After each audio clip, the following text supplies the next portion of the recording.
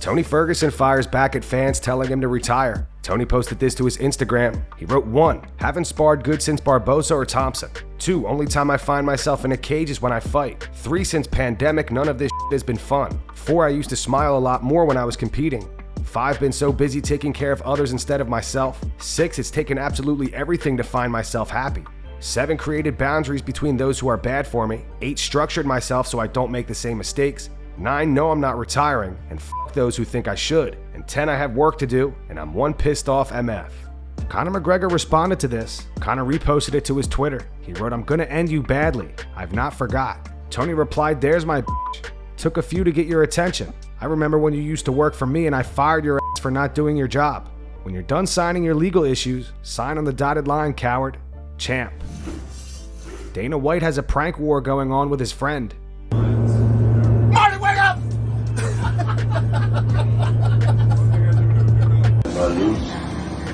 Then you lose. At least you lose with no excuses. Then wake up!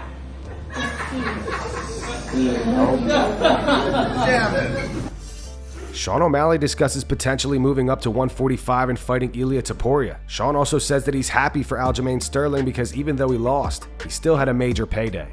I'd go up to 45 and fight Ilia. I just don't think Ilia will fight or will beat Volk. Ilia would be I'd be another fight. I'd be like, whoo, this motherfucker skilled. Yeah. Skilled. I don't know how huge of if he went out there and beat Volk because he's doing a good job building his name. His performances do that themselves. Boom, got out, hit him with that right hand. Dink. Good night. Da-na-na, da-na-na. Yeah, I get more nervous for the press conference than I do the fight. I think Joe's gonna maybe watch that back because from my angle, I'm like, Aljo's getting traumatic brain trauma. He's getting up. And you said you saw his eyes roll back. I feel like I saw him like roll back a few times. I was like, oh my god, my hand. Well, this hand just hurts from hammer fisting him. And then even when I went over to say like, dude, you're a legend. His eyes were still up. His face was cut. And he's just bleeding. It's like, yeah, he's super tough though. Obviously, he's not gonna want to fight the end unless he's out cold. I'm pumped that he's getting a fat payday because I like Aljamain. In this whole fight, this whole lead up, I didn't say anything really mean about him because I do like him. I think he's a good person. He was a great champion. I know that's why it made it hard to just even really talk because we're like, God, he's probably a pretty cool dude. Yeah, he always seemed pretty cool and he's so skilled. I'm not gonna go out there and be like, he's not that good. I'm not gonna make up. So yeah, I mean, I thought the fight obviously didn't have to talk really to sell that fight. The biggest bantamweight fight in UFC history. The biggest gate at the TD Garden, 7.4 million or something. Breaking records and Renato Moicano believes Aljo versus O'Malley was stopped too early. Renato says that when title fights of that magnitude are happening, the refs shouldn't stop it unless they absolutely have to, and the fighter is unconscious. As always, go subscribe to our friend Renato's YouTube channel. Links in the description. Some could argue that there was an early stoppage, and I agree, was an early stoppage. Do I think that stoppage would change the fight, like if the referee didn't stop? No, I still think Sean O'Malley had plenty of time to finish the fight because he was rocked, he was hurt, and he was landing the shots. Sean O'Malley was landing the shots, but that's a title fight, brother. You have to keep going, my brother. The referee cannot stop this kind of fights because there was so much at stake. If there was a regular fight, not a title fight, that's okay, but that's a title fight. We have to see people knock out unconsciously on the cage, my brother. That's my opinion as a fighter. But sometimes people differ, people think that's not a fair opinion, and that's good, my brother. But guess what? That's a title fight. Referee should not stop, but he did, and Aljamain cannot complain about that because he was hurt for sure. He was hurt for sure. Other thing that impressed me was Sean O'Malley take down defense on the second round when Aljamain Sterling shoot for the single legs. He defended very well and he was moving very well. So congratulations, Sean O'Malley, and welcome to the Sugar Show, brother.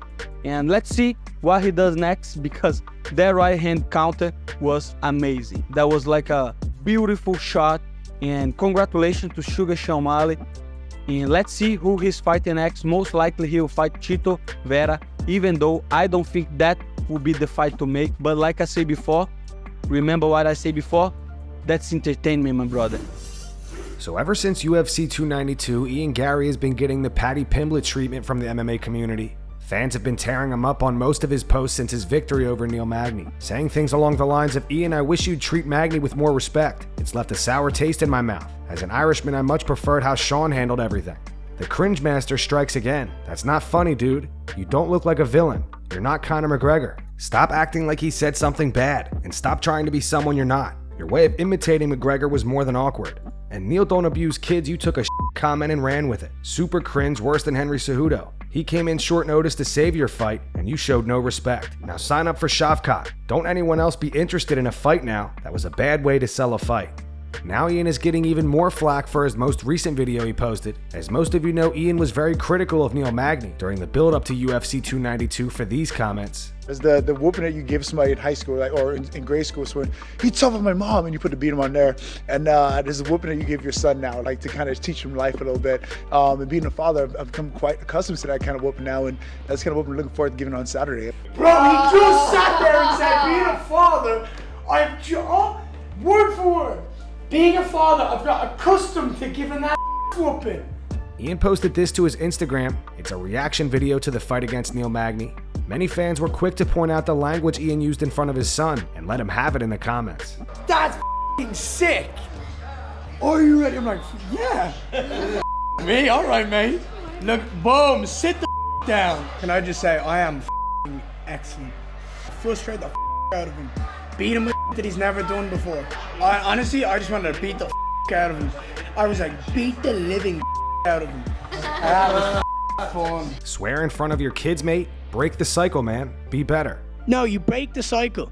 And I see a lot of these comments being like, oh, this. If you want to be better and you want to change the world, don't do what you don't want to do to your life. Break the cycle. Be a better human. Be a better man. And let's change the world. Ian the overreacting Garry. Swearing in front of your child. Shaking my head, do better. Disgraceful language in front of a child. 25 calling out damn near 40-year-olds. Jake Paul rubbed off on him, I guess. Calls out Neil Magny, then literally says all you do is get beat up every fight. Like, bro, you called him out. Don't deserve Stephen Thompson. And after all the bullshit you make up about Magny and the child abuse, and then you go and talk like that in front of kids, you're a f***ing joke of a human. What do you guys think about the whole beef between Ian and Neil? Post your opinions in the comments. And speaking of Ian Garry, Ian called out Dustin Poirier today on Twitter. Dustin tweeted, "Who should I fight next?" Ian replied, "I'm game if you're serious about moving up." And that's going to wrap it up for the news. Thanks for watching. If you enjoyed the video, be sure to subscribe to Full Mount MMA and click the bell icon to be notified when we post future ones. Here are the 3 top comments from last video. The first one's in reference to Chris Weidman saying that when Brad Tavares started leg kicking him and kicked him in his bad leg, it pissed him off. It's from James the News Viewer. It says, "With all due respect, why would someone not kick Chris's leg?